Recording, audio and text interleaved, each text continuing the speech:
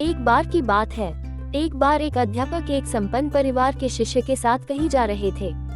तो उस शिष्य को कुछ मजाक सूझी क्योंकि उसको रास्ते में किसी गरीब मजदूर के जूते दिखाई दिए। उसने अध्यापक से कहा, गुरुजी, अगर हम इन जूतों को छुपा दे तो कितना मजा आएगा। देखते हैं कि मजदूर पर इसका क्या असर पड़ता है। अब उसको तो मजाक सूझ रहा था, लेकिन गुरुजी ने कहा कि नहीं, गरीब इंसान के साथ इस तरह का भद्दा मजाक करना ठीक नहीं है। उसने कहा, क्यों ना हम इन जूतों में कुछ सिक्के डाल दें और देखें कि इसका इस गरीब मजदूर पर क्या प्रभाव पड़ता है। उन्होंने ऐसा ही किया।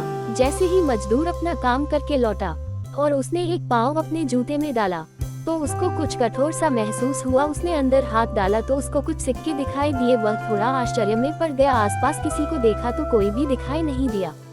वापस उसने दूसरा पैर अपने जूते में डाला और वापस उसने कुछ सिक्के दिखाई दिए। अब दोनों जूतों के सिक्कों को उसने अपने हाथों में रखा और प्रभु की तरफ इशारा किया, है प्रभु, पता नहीं किस भले मानुष ने ये सिक्के मेरे जूतों में छुपाए हैं, लेकिन जिसने भी छुपाए हैं उसको मेरी दुआ है ताकि इन पैसों से मैं अपने बच्चों और पत्नी के लिए कुछ खाना और दवाएं ला सकूंगा। और इतना बोलकर वह चला गया। इस बात को शिष्य और अध्यापक दोनों सुन रहे थे। अब अध्यापक ने शिष्य से पूछा कि अब तुम मुझे बताओ कि तुम्हें कैसा महसूस हुआ, तुम्हारी पहले वाली मजाक या मेरा ये तरीका। तो उसने कहा कि गुरुजी, मैं आपसे क्षमा चाहता हूँ।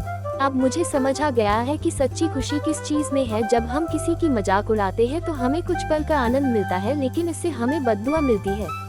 लेकिन अगर हम किसी की मुश्किल परिस्थिति में मदद करते हैं और जिसकी भी हम मदद करते हैं उसको भी नहीं पता कि हमने उसकी मदद की है, लेकिन अंदर ही अंदर हमें पता है कि हमने उस इंसान की मदद की है, यही सच्ची खुशी है। जब हम दूसरों को खुशी देते हैं तो हमें सच्ची खुशी मिलती है। इसी तरह खुशियाँ बांटते रहिए, लोगों की मदद करते रहिए और दान करते रहिए जिसके भी आप काबिल हो।